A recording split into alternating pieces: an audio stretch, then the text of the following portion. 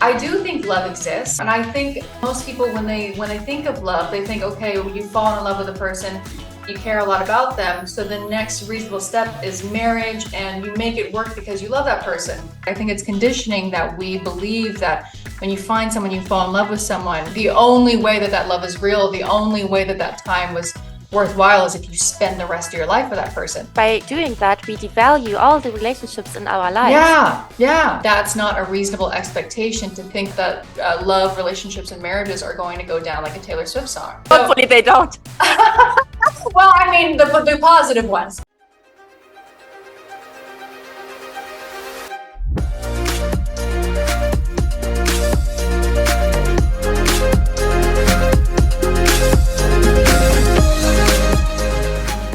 Nice to meet you. How are you?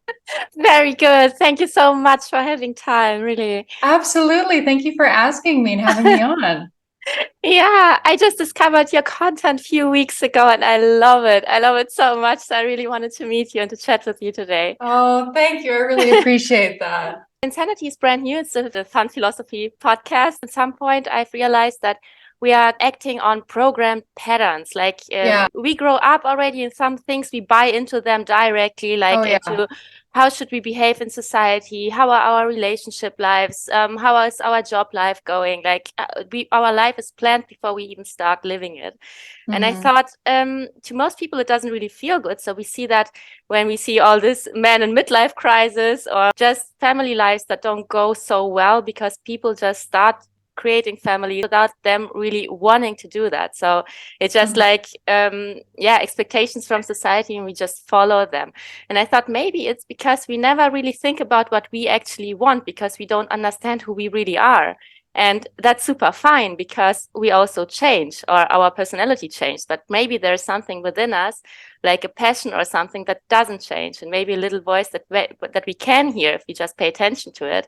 And it's interesting to look at it from different perspectives. So there is this topic that you're dealing with a lot, like the relationship life or the love life that we have, which is super important, or how to express ourselves in the very best way we can. I love that. I love that you focus on programming and conditioning because that's really I feel like is the center of most of the things that I talk about. Yes, and that's what I felt so much because you're not just talking about relationships and how to make them work. You're kind of questioning the whole thing. What I saw a couple of days ago was a video where you said, would it be so bad to be single, for example, like a guy who criticized you? And you said that, and it resonated so much with me because it was such a fresh perspective on that. And it was so not brainwashed. It was so pure. And I thought that's cool. I would love to discuss those kind of things with you. Yeah. Thank you so much. And that's something that, now that I think that we needed to get to a point in society where we reached some kind of common ground when it comes to the economic aspect of men and women and how we've had that disparity for so long. And now that we have this proposed equality, I think that any way that men have been free to be women should be able to consider for themselves as well. And I think when you do sit back and you consider it and you kind of take a step back from the way that we've been taught and the way we've been programmed, it makes a lot of sense for women to live the way that men have been free to live since forever, especially with today's modern, with the equality we have in our economy and with the modern developments we had in like medicine, the access to women that women have to certain things. We should be able to live that same life that so many men are free to live.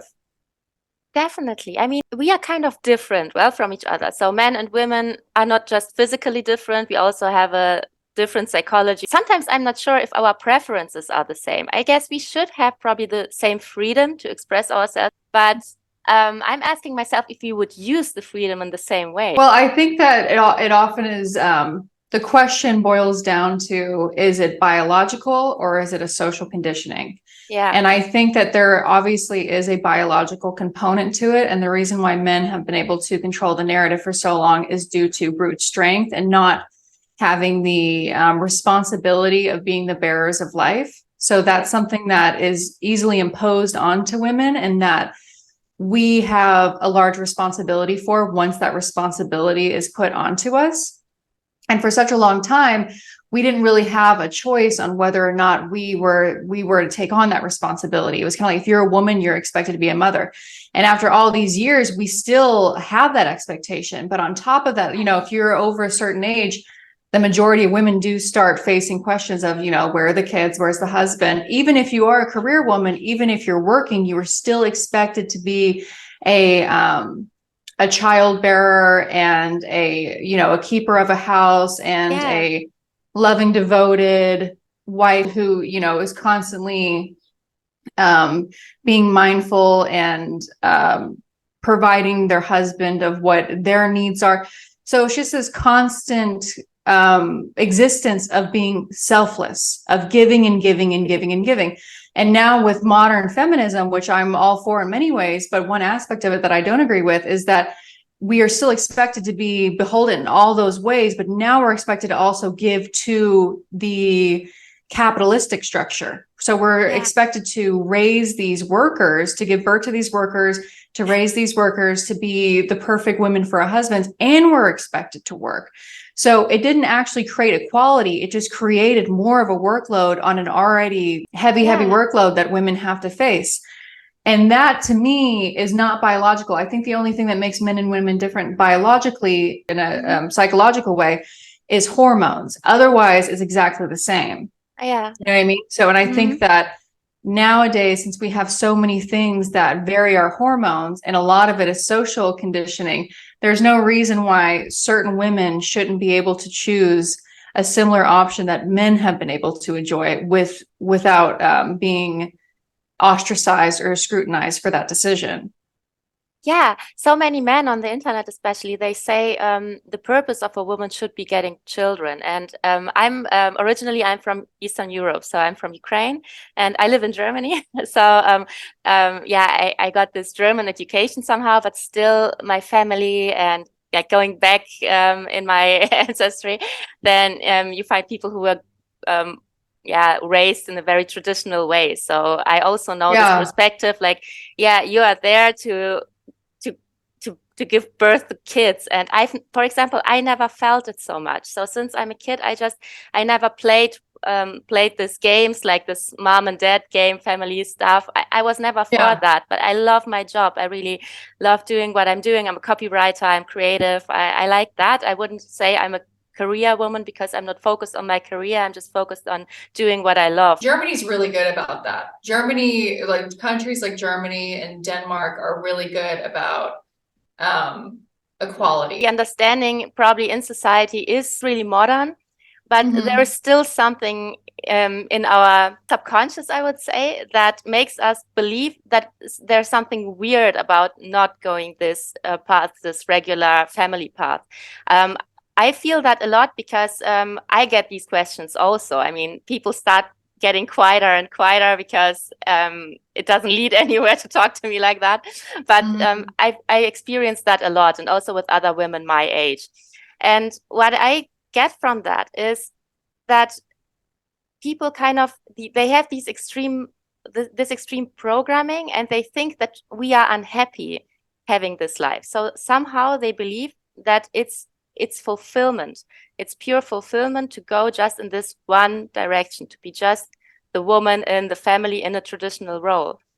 And I'm not sure where even this comes from, because I think it's like a 50s, 60s mentality. But when you look at ancient times, for example, women were sometimes in more powerful positions. I think the perspective on that has shifted and morphed. It's kind of gone up and it's gone down. Because if you even look at the 1950s, there were a lot of obviously sexist, a lot of sexist of culture, but they also had a more hypergamous, which is women being expected to marry up. If you're going to marry, then the objective of marriage is to provide a better life for yourself and for your family, not just the family you're going to create with the individual that you marry, but your pre-existing family. And that was the mechanism of marriage for such a long time. In the 1950s, that was widely accepted that was the way it was. And in modern culture, for whatever reason, and I blame Disney movies, I blame Hallmark movies, I blame that conditioning, right? Yeah. Where it's like you marry someone because they're your Prince Charming. But that, if we're all going to be reasonable about how relationships work and we are to set reasonable expectations on individuals, that's not a reasonable expectation to think that love, relationships, and marriages are going to go down like a Taylor Swift song. You know, like, and it's so. Hopefully they don't. Well, I mean, the positive ones, like love is great and good, but I don't think it's, I think marriage before it's anything else is a contract. It's a business contract. And so I don't understand why women in modern times are so shamed for, if they are marriage minded and they do want to have children, for wanting to seek a partner who is going to be able to provide in that marriage and for those children. And so they don't have to work on top of being a wife, on top of being a mother, which are full-time jobs already. Full-time jobs, definitely. I have a question right away, because we just talked about love and I don't want to forget it. Do you believe that love and the way of relationships that we are programmed to have right now, that they go hand in hand? No, so, and that's another thing too that I want to touch more on in my videos, because I made a video talking about how I'm not going to entertain men who don't give me what I would call princess treatment. Yeah. And to me, princess, and that's just the barrier of entry for me. And that's the standard that I set for myself. And I think more women should set that standard for themselves. And I got a lot of comments saying, well, if every man that you've dated met that standard, why did you stop dating them? And I think that's oversimplifying life and relationships, which are probably the most complicated things that we encounter in our existence here on this earth, right? Like most art, most music is derived, and most, pain and all the beautiful feelings and experiences you can have through life are usually going to come through relationships and the act of living itself. So I do think love exists. And I think most people, when they think of love, they think, okay, well, you fall in love with a person, you care a lot about them. So the next reasonable step is marriage, and you make it work because you love that person. But I think that relationships come into your life, if you're lucky, at very developmental times, and they help you on your journey as an individual. Like, we all die alone. And that's a harrowing fact, but it's true. So your relationship with yourself is the most important, but you should allow love into your life in whatever form that takes on. And you should let it go when it's served its purpose. And it should be like a transient kind of thing in that way. And I think that it's conditioning, because it's not biological, but I think it's conditioning that we believe that when you find someone, you fall in love with someone, the only way that love is real, the only way that time was worthwhile is if you spend the rest of your life with that person. Yes. And that's just not a reasonable way of seeing things. And I think we set ourselves up for failure with having that kind of narrow expectation on love. Yeah, I just thought about it today, that it's kind of crazy. And by doing that, we devalue all the relationships in our lives. Yeah. I think that's why so many people hate their exes, because they have this unrealistic, lofty expectation of what form love is supposed to take on. And it's unrealistic. I'm not saying it doesn't happen, and I'm not saying it can't happen, but to disqualify and discredit anything that doesn't take on that very specific form is doing all of us a disservice. Yeah, and that's so sad, because everyone who's in your life and who has an important role in your life, so as your partner, let's say, brings you forward. So you learn something together and you develop emotionally. And just because you break up, let's say, after a year or two, it doesn't mean that it was for nothing. Like, everything is for something. And every time you say, or I say, we broke up, the reaction that I get back is, oh, that's too bad. And I always think, I don't think so. I mean, otherwise I wouldn't break up. And still, I value this relationship. It had so many positive aspects and so much impact on my life, but I outgrew it somehow. So why being sad?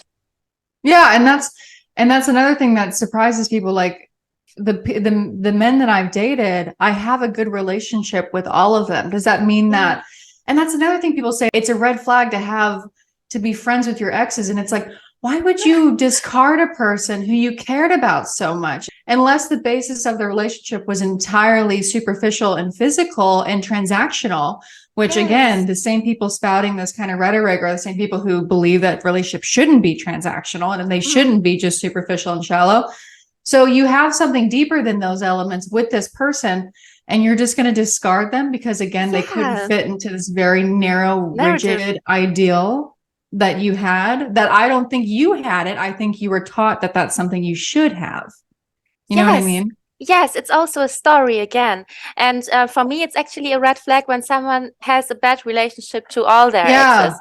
That's how I feel. Sometimes it can happen. I mean, for example, I have one ex-boyfriend and he didn't want me in his life anymore because when I broke up, he was extremely hurt, and I understand that. But all the others, we are super good. I wouldn't say we are friends, but if something happens, I know they would write to me or say happy birthday or whatever, because why not? That's so weird, because you like each other, and if you suddenly hate this person, what does it actually say about you? Like, and I think that's what true love is. Like the relationships I've had, and I feel so fortunate to have had them. It came to an end for XYZ reasons, whatever, but the love I have for this person and with this, like, it gets to take on other forms, but it still persists. And that's what you really want. You want someone that you can love regardless of what that relationship looks like. So, okay, we can't love each other romantically. I still love you as a friend. I still love you as a person. I can love you from afar. You know, like, I still want to see you succeed and do well because I truly loved you. You know? Yeah. I mean, the basis for a good relationship, in my opinion, is a friendship. Because if everything else doesn't work out, or the romantic feelings go down or whatever, then you still have this base on which you can talk to each other. Because if you don't have this friendship level, you have actually nothing.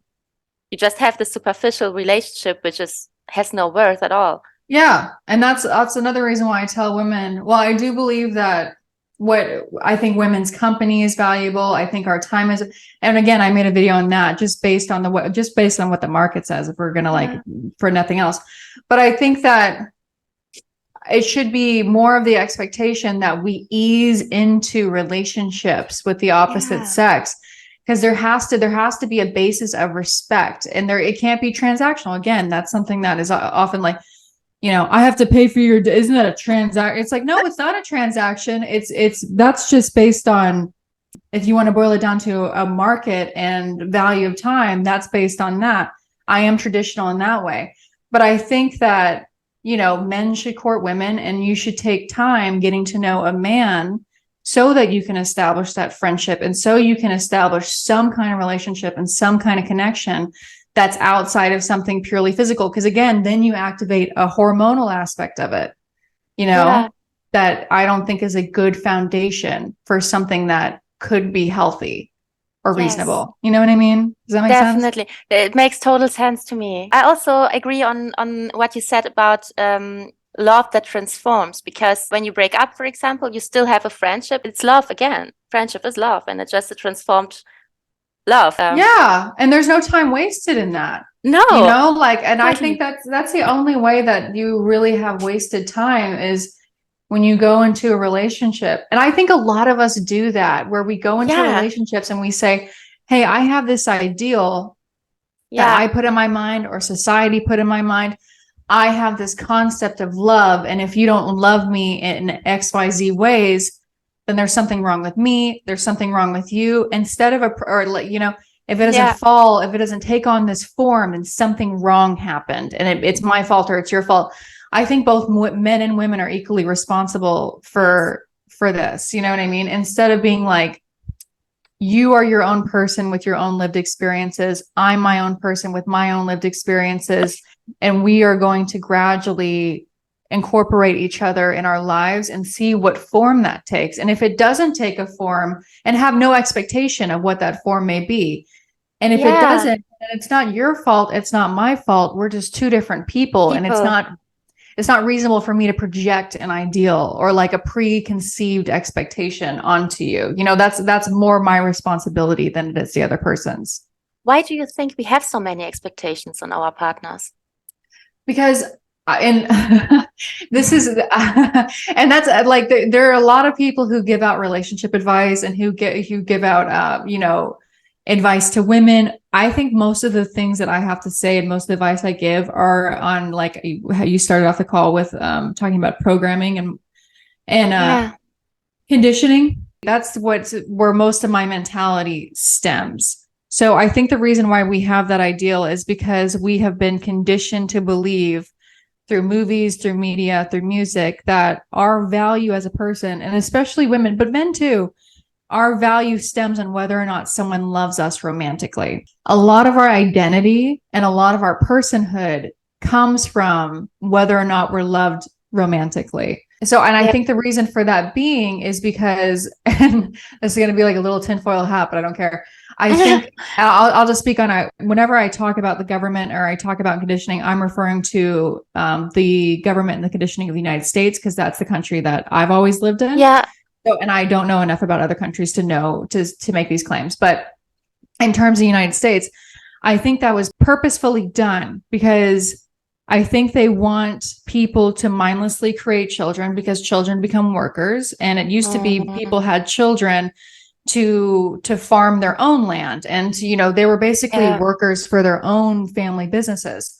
And now those workers are funneled into the prison system or the workforce or the military in this country. So they want you to have children and they want you to operate hormonally in that way. So that's and that's the reason why I feel like they put such an impetus on romantic love. And another reason for that is because I think that they discourage a communal love, a platonic love in community and in society. So we have a very rigid nuclear family structure here in America, where it's, it's us against them. It's division. It's every man for himself. It's, you worry about yourself and your family, and everyone else can, it's their problem. If you live in a community that's full of poverty and homelessness, we have one of the highest child poverty rates out of any other developed country. It's ridiculous, the poverty rates we have in one of the wealthiest countries, this country. But if someone is not doing well, if you live in a community full of homeless people, that's their fault. It's not your fault.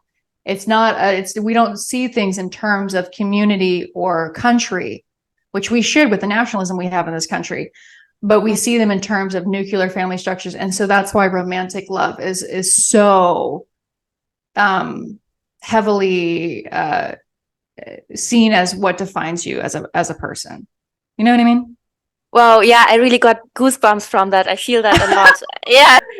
And it's so I'm really like, I think it's a whole structural thing. And so it's hard for people to take a step back and to see that big picture, of course, because most of us are so preoccupied with that conditioning that it just trails us into the end of our lives. And I also think that that's why there's such a, I'm just going to expand on this while I have the opportunity to, but I also think that's why there's such a fetishization of youth and of young women, because the younger women start having children, the more children they can have, therefore the more workers they can provide. Yeah. And so that's very ingrained in the culture too. Yeah, I wouldn't say it's probably just a United States thing. I guess it's everywhere like that, maybe for a bit of different reasons. So maybe different kinds of workers, but I think the principle is quite similar somehow, like unconscious people who are not self-aware, people who reproduce a lot and who just work and who make it work, whatever it is. Like, as you say, a society of division, a society of fear, a society that just produces more people who are not self-aware and just do the jobs without questioning. Yeah, and I see that a lot with women, and that's why what I'm trying to do with the videos I make is trying to like plant these seeds of, is this what you want? Or is this what, and it's not, you can't blame anybody because it's so encompassing and consuming this mentality that it's hard to separate yourself from it. But I'm just proposing the question, is this what you want, or is this what you were told that you wanted? Yeah, you I love know? this question because you can apply it on so many things in life. Like, is it what you truly want, and how to figure out if it's you who want that, or is it something that was just implemented? It's really hard to find out because I guess a lot of people will ask this question. How should I know if it's what I want or if it's what I was told to want? And it's a difficult thing. That's why I try to work a lot with intuition and to explain what intuition is, because that's the only compass that we actually have. Yeah. Yeah. And I think it's about learning to operate from a standpoint of uh being honest, like learning to be honest with yourself about what it is that you want and not Yeah. apologizing for that. I think a lot of women have children and get married because they're told that that's, and like you said, intuition, there's something about it doesn't feel right. And with me, you know, I get a lot of positive feedback, which I'm so thankful for. I'm so thankful for the community that I've developed. Really, really, like, it means everything to me. I don't know if I'd be able to do it if I didn't have that. But of course, I get a lot of pushback of people telling me that what I want is wrong. And and you know, when you have to take a step back at that as well and say, okay, why is there such a, why can, you know, and it's primarily men, there are some women, but why can they so confidently come into my life and my space and tell me that what I prefer as an individual is wrong? Yeah, what is a larger mechanism that's controlling that? Fear, I think, the programming again. So they just learn something else and you're telling them something that sounds like a sci-fi movie or something that they just cannot buy into. Yeah. Well, and I think it threatens that they're like, wait, we're allowed to have autonomy and to ask what we want out of life. We don't have to fall in line. And I think it threatens people who have fallen in line and who did do what they were told, to see someone not do that. And they're like, punish this person because I did what I was supposed to do, you know? And it's like, well, there's no punishment to be had. If we're truly going to say that we live in an equal society, there's no punishment to be had. You didn't have to do that. You didn't have to fall in line, but you did. And so now that I'm not falling in line, there's a resentment that comes up when you see someone doing that, making a choice that you could have made if you would have just seen the bigger picture. Yeah, it's I make the same experience. I'm not doing content for such a long time now, but every time I publish something when it's about freedom, like you have literally the key and the freedom to leave whatever situation you are in right now and to restart, then there are always people who are triggered. Not too many, but there will always be somebody who says it's not true, or they just get aggressive somehow. And I think it's really because they are triggered, because deep down they know that they've wasted time. And I don't even think that that's so terrible, because even if we wasted time, everyone wasted time on something, but we learned something and we can learn something out of it. And it's always possible to restart, and it's always possible to just do something new. And yeah, but it's okay. Well, you cannot convince everyone. The most interesting thing for me personally is, how do you deal with that? I mean, I've watched a few videos that were so funny. How you were showing this guy, so I was really laughing. I have fun with that. Yeah. And I think there's how do I deal with that? I think that I have a lot of empathy. Believe it or not, I have a lot of empathy for men, because there's a video that I watched by someone that I really, really have a lot of respect for, and that I value their opinion, and they make beautiful content. But their name on YouTube is ContraPoints. Mm-hmm. So she's a trans woman, and I have a lot of trans friends who I'm so thankful for, and I think they add so much to society, because they give us a perspective on having lived as both genders, which very few people can say. Yeah. And this particular individual, her name's Natalie. She lived the majority of her life as a white man, and then transitioned and is now a very passable trans woman. And she made a video called Men, and she was basically just describing her difference of experience living as a man versus a woman. And Interesting. most men, unlike women, of course, no matter what, whether you have pretty privilege or not, you experience unwanted attention as a woman. And that can be dangerous. And that is, that goes to every aspect of your life. And it's a huge impediment. But I think what a lot of women fail to realize about the majority of men's existences is that they don't get any attention at all. You know what I mean? And not only do they get no attention at all, but they're treated like predators and threats. A man's walking down the street and a woman crosses the street to avoid him. And I'm not saying that women shouldn't do that, because we have every reason in the world to have that kind of reaction to men, and men do very little to counter that reaction or work in their own communities to make it safer for us so we don't have to treat them that way.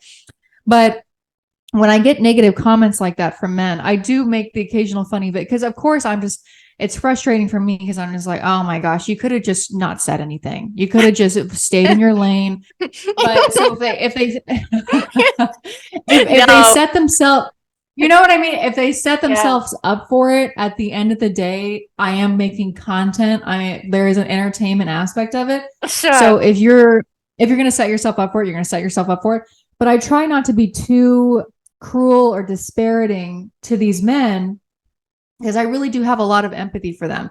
I do, like, at the end of the day, if we're going to call a spade, my existence looks very different from their existence. The majority of men who are going to comment on my videos and who are going to say nasty things, I wouldn't trade my life for theirs. And I bet that they would fucking trade their life for mine in a heartbeat.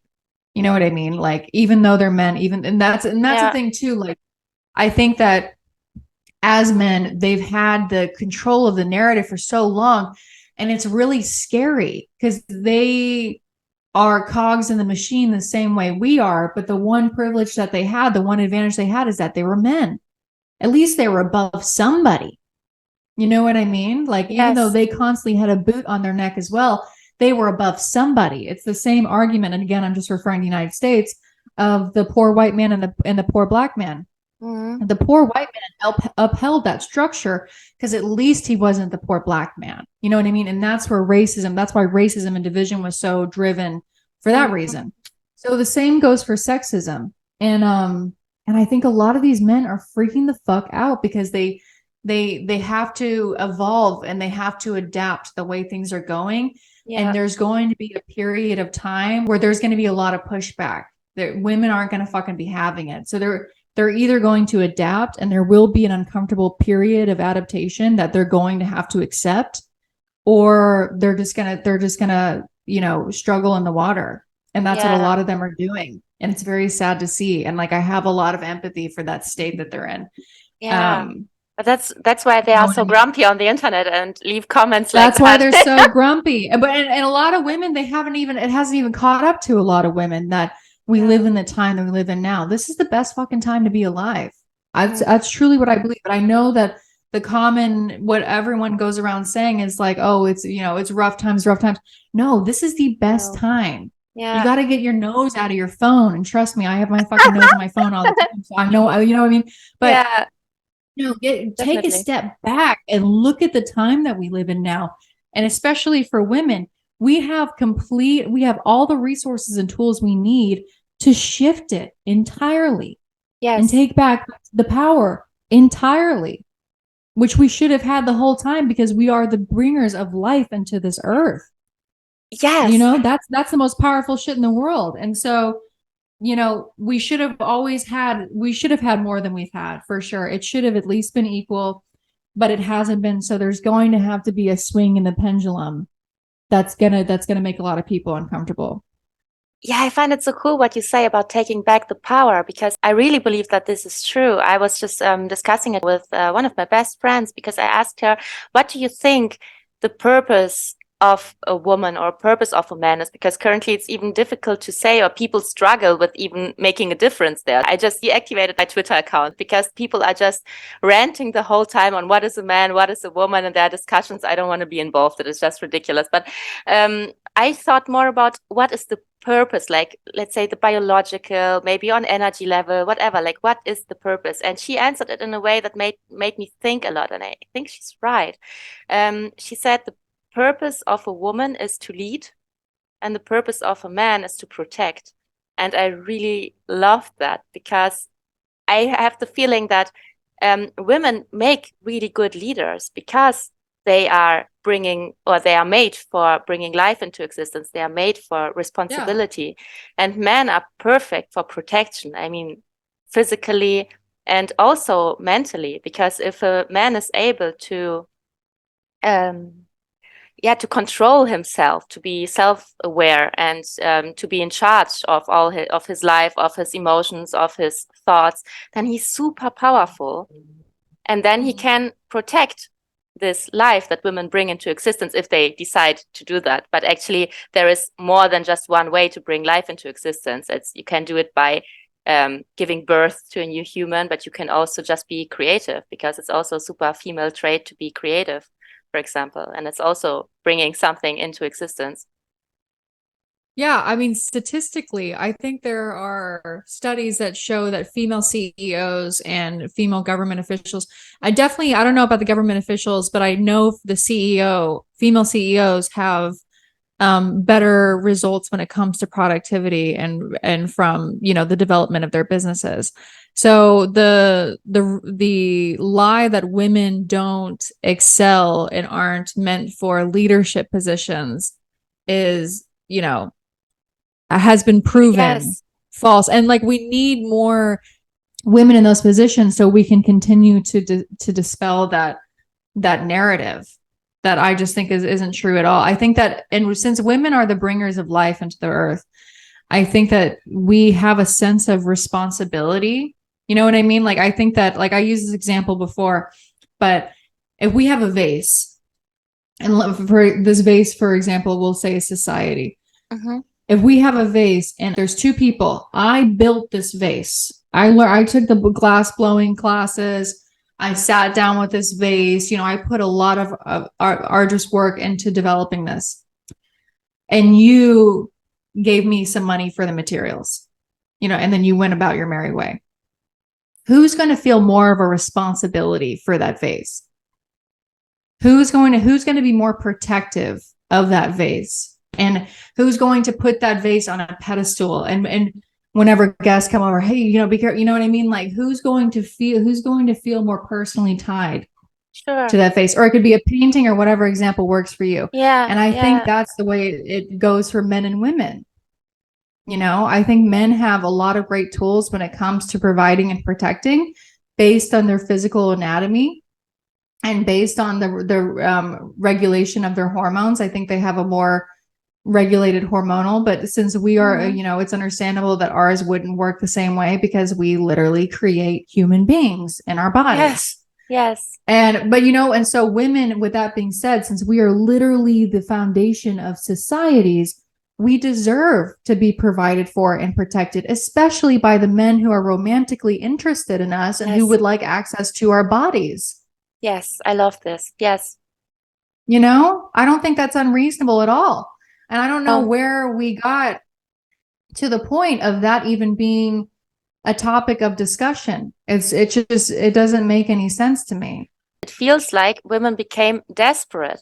And I even see it in my own upbringing that I wouldn't say that my mom was desperate or something like that, but it's the mentality is, oh, this boyfriend was nice. Why didn't you stay with him? It's like, is nice everything? Like, is this the only reason to stay with someone? Why are you thinking like that? Why do we settle so quickly? And maybe this is also a programming again, that we have to grab the next best thing. And for men, it probably goes the same way, because I also feel that there are many men who just stick with the girl and then they just relax. They just don't take care of themselves anymore because they are not happy, and they just stick around. Yeah, I mean, again, in the example of the United States, women haven't been able to have their own financial freedom and bank accounts since 1974. So only for 2 generations have women been able to have the means to provide for themselves financially.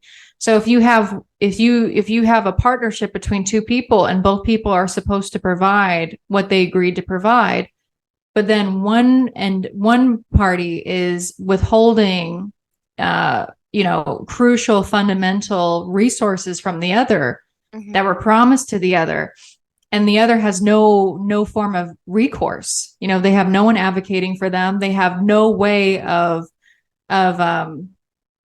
demanding what they were promised in their half of the deal, then you're going to have a situation of subjugation. And then you have that happen for generations. So men have held all the cards, and women haven't really had a choice besides getting married, having children, and relying on men for our resources. So it almost takes a form of Stockholm syndrome, where if that's the only choice you have, if the only person feeding you is your captor, then you kind of have to, make peace and romanticize your situation, which is why you have so many women. You know what I mean? Just to not lose your fucking mind. There's nothing you can do. You're put in this cage, and whether that cage, it's a figurative cage, whether that be in your marriage, in society, and everyone else is so brainwashed that you can't even find a sense of community amongst your fellow women, because it's such a, it's such a. That's why it started romanticizing it. Yes, because actually I was also discussing that with a friend yesterday, that being a housewife nowadays is mainly being like cleaning the house, is mainly watching the kids. It's like it's a full-time job, but that's not a job that I would apply for. So we actually said we would start drinking. Yeah, no, if you look at the way that housewives in the 1950s, 1960s abused pills. Yeah. That was like a big beginning in like the pharmaceutical culture. So, and then you just have further forms of predatory things that exploit us. So that the pharmaceutical industry was one that takes place too. So it doesn't matter what kind of field you went into as a woman, and you'll see this still today. It's a lose-lose.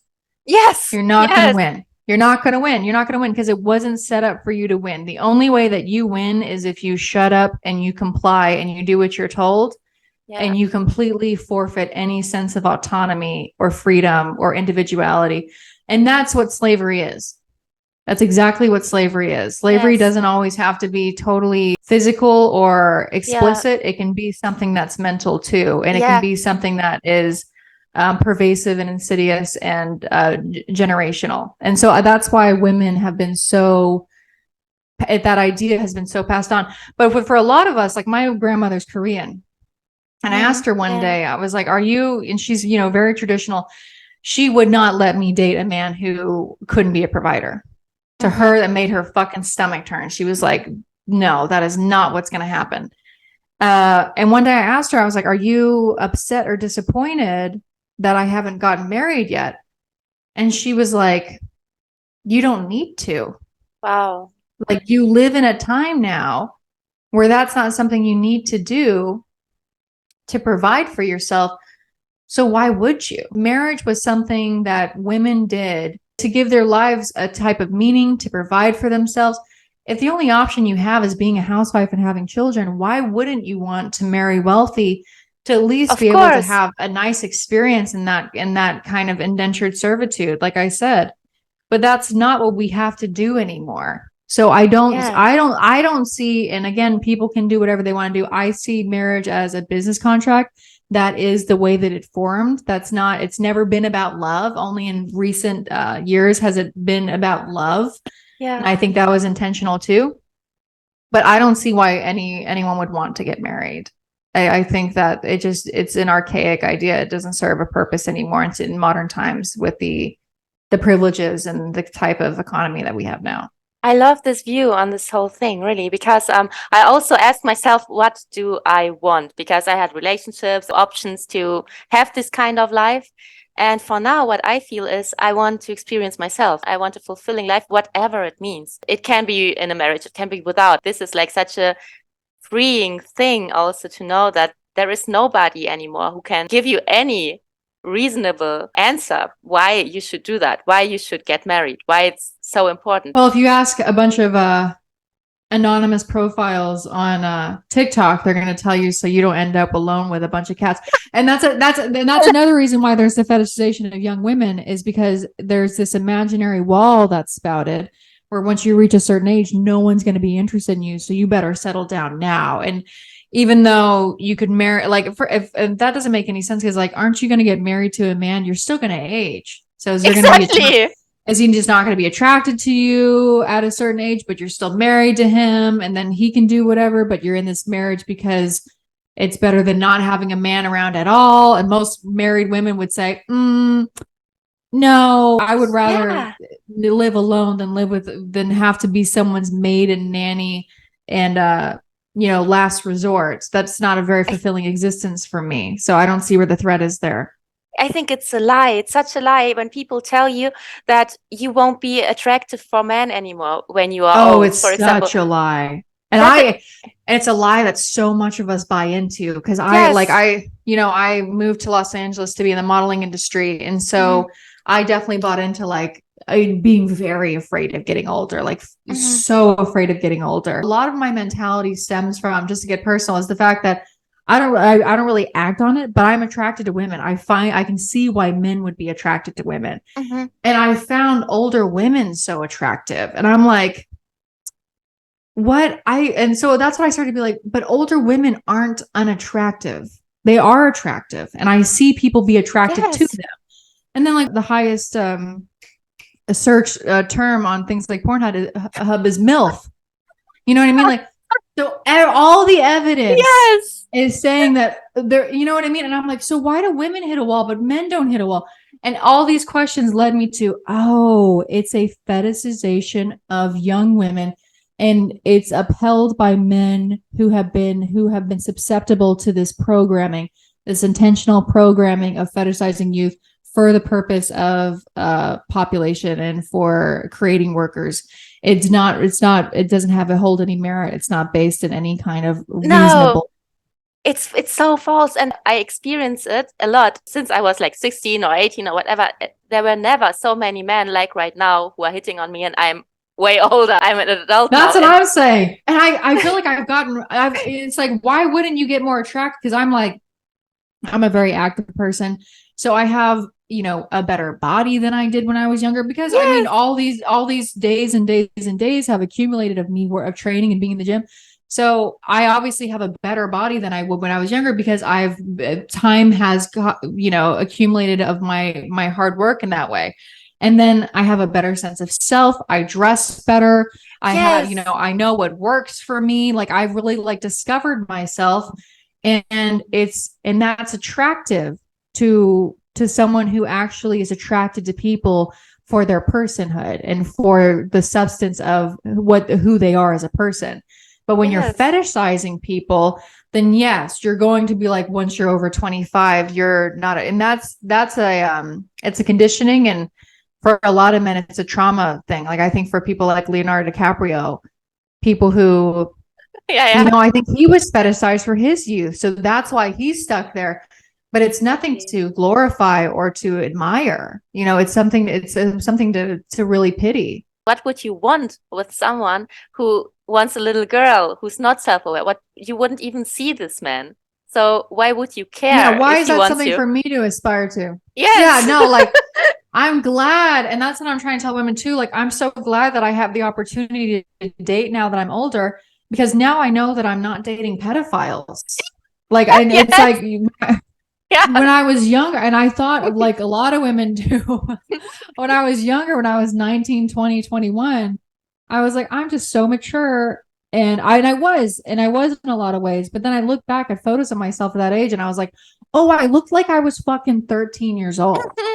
So who's to say if I was just so amazing and mature, or if the men that I was dating were a bit weird, little weird in the head. You know what I mean? I still date men that are older. Just that's my preference, and that's a whole nother conversation.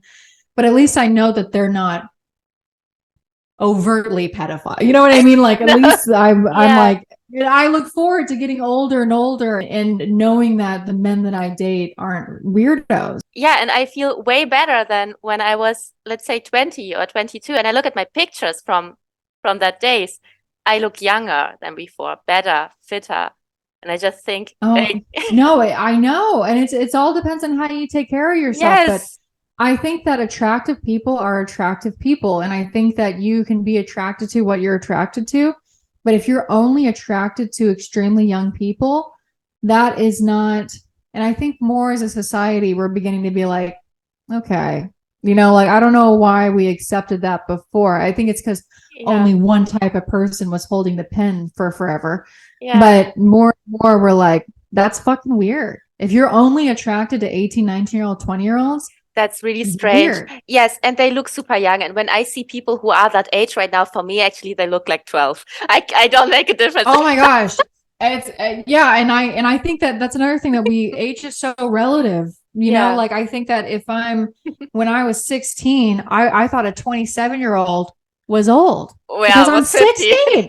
Yes. Because I'm 16. You know, of course, that's the totally normal. And when I meet 21-year-olds, 22-year-olds, I'm like, they probably think, you know, 20, because when I was 21, like 27 is 100 years away. Like, you know what I mean? Like, and that's normal. And that's how, you know, but I think as you get older, you kind of, like me, I feel less like that. I think that, you know, I'm in a blink of an eye, I'm going to be 40 if I'm lucky. In a blink of an eye, I'm going to be 50.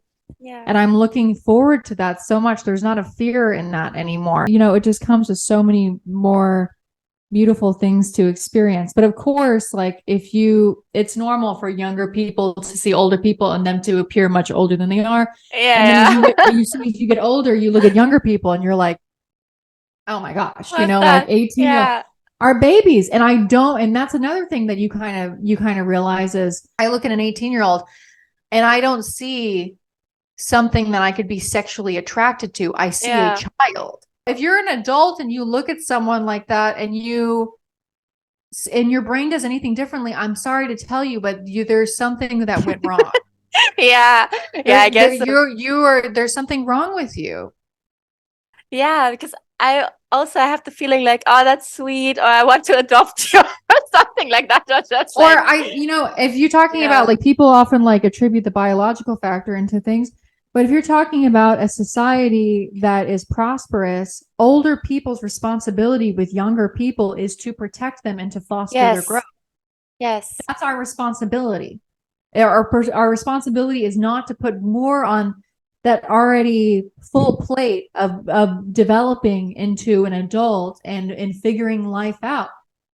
Yes. Our responsibility is to foster and to support bring them and to support them. That is what a prosperous society, that's what those roles play. You know what I mean? Like, and to think anything differently, no, that doesn't make any sense. I think it also comes from this lack mentality. I think it's all kind of connected. So we settle for less because we think there is a lack and we need to grab the very first thing we see because there is not enough. I'm not good enough. It's this kind of thinking. And that's why I think so many people don't even care if someone's too young or just doesn't fit at all. They just kind of go for it because they just want to take whatever they can take because they feel a void. And I feel that if we would come more from the perspective of what we can give to someone, it would probably change our thinking, our mental state, and even the emotional one. Because once I did a TikTok live with a friend and we were talking about relationships and why people desperately want a relationship. And then I asked the question, like, okay, guys, why do you, like, who was in this live video, why do you want a relationship? And all the people, they said things like, yeah, because I want someone to love me. I want to find my better half. I want this, I want that. And like 5 minutes, I was listening to that, and then I just asked, but does someone want to give something also? Like, does someone want to take care of somebody probably? Yeah, that's a good point. Yeah, because if you want to start a relationship because you want to share something that you have, then you don't start a relationship because you feel incomplete. And then probably you don't just go for the very next best thing, whatever. And probably you won't go for a 17 years old or something, or 80 years old, just to have something. Yeah, and people, it's not healthy or reasonable to see a partner as a status symbol. You know what I mean? Like, I think a lot of men date younger women because it reaffirms their sense of masculinity in their communities, and that is really telling. And I think that it'd be easier to have empathy for men if they were self-aware of these these different things that happen in their culture and in their communities, and they were the ones who said, no, this doesn't seem right. This seems weird, especially after they have daughters. Oh, and I hate to attribute everything to daughters, because you should see women as people outside of having daughters. But the fact that you can, but the fact that you can have daughters and they can grow to be that age and you're still attracted to people that age, like at that, there has to come a point of responsibility. And I think that that's something that we haven't seen. And that's why there is a pushback that's happening in the way it has. And I think it's absolutely necessary for the pushback to be taking form in the way that it is right now, because it's gone unaddressed for such a long time. And it's grown into something that's so harmful and demonstrative to society. Yeah. And relationships. Definitely. Do I steal a lot of your time? Because I have like 2 more questions. Listen, I'm a talker, but I do have to go pretty soon. But what are your other 2 questions? One quick one. I hope it's quick, actually. I'll do my best. What's your take on dating apps? So I think with dating apps, I think that with all these apps, and it's crazy that we've so nonchalantly approached these things that we keep in our pockets, not thinking that they're going to have any kind of significantly negative repercussions on our psyches. Obviously they're going to, and they're so like pervasive in our everyday lives. Like they're really consuming. Definitely. And I think it just hasn't occurred to us as a consumers, but there is a documentary called, it's called The Social Question. It's interviews with the founders and some of the developers of these social networks, and what their opinions are, and basically them warning people like this is nothing to just be approached lightly. Like this is crazy what it's doing to like reprogram our psyches. But in terms of dating apps, I think that for men especially, it's rewiring their brains. It's firing a reward hormone, when they get a match, and when they and it's also creating such a sense of loneliness and unsatisfaction that I think it's doing the totally adverse. It's having an opposite impact on our connectivity and our relationships than what it's advertising to do. I think that it's making it harder to have relationships. I think it's making it harder to have satisfaction with partners. And I think it's dimming our natural reward centers when it comes to love and relationships, and heightening them in an artificial way that is going to make it really, really hard to develop close relationships with people. Yeah. So, I mean, I'm not saying don't be on dating apps, but I think that we need to not just take them at face value, and to really be mindful and conscious of what we're doing when we use them. Yeah, I feel exactly the same, like 100%. Also thought it makes things too easy. Like it makes it too easy to get rejected and to distract yourself again. And you actually never experience the feelings fully, which is healthy to do that. So like it's distracting you again from yourself, and it goes again, like it connects to the lack of self-awareness. Men far outnumber women when it comes to dating apps. So I think it gives women the option to say, to have higher standards, because it does make people very replaceable and accessible. So women have the option of being like, oh, you're not, these are my requirements, you're not going to meet them. Swipe. You know what I mean? And women have a much more successful positive results when it comes to dating apps. But it's the opposite impact for men. And I think that, and men are also, based on their reward centers, are more likely to become addicted to the process of swiping through, and just like seeing the way that a man's brain responds to seeing like beautiful women on social media. I think it's really warping their perception of women and relationships, which is not positive. Yeah. My last question is, okay. If you had to summarize your message for women, or maybe for men and women, what would it be? Your main That's a really message? Good question. What advice that I've given my male friends and my female friends alike is, you have to have a strong sense of self. Like that is going to determine the quality of your relationships. It's going to determine how impacted you are on relationships, and what you can bring to a relationship. Your sense of self and your sense of independence, or there's not an emphasis put on those things as much as there should be. I think we have a culture that's very codependent. And it's almost seen as a negative thing to be independent and to be self-sufficient and to be able to walk away from things that don't serve you, relationships that don't serve you. But that's your one true negotiating power. Like I said, we all die alone. And I don't think that that should be seen in the negative kind of sad way that it's often seen as. Yeah. I think that your relationship with yourself and how, you know, and like you mentioned earlier, I think that when you do have a strong sense of self and you do like yourself and you have things that you do as an individual, you have hobbies and interests and relationships that aren't romantic that you value, that you can then approach relationships with more of a sense of reciprocity and like, I'm not just trying to receive something. I'm not trying to receive a sense of self from this relationship. I'm not trying to find an other half. I'm trying to find a complementary, something complementary to my whole person, which is a full developed whole person. And I have things that I can add too.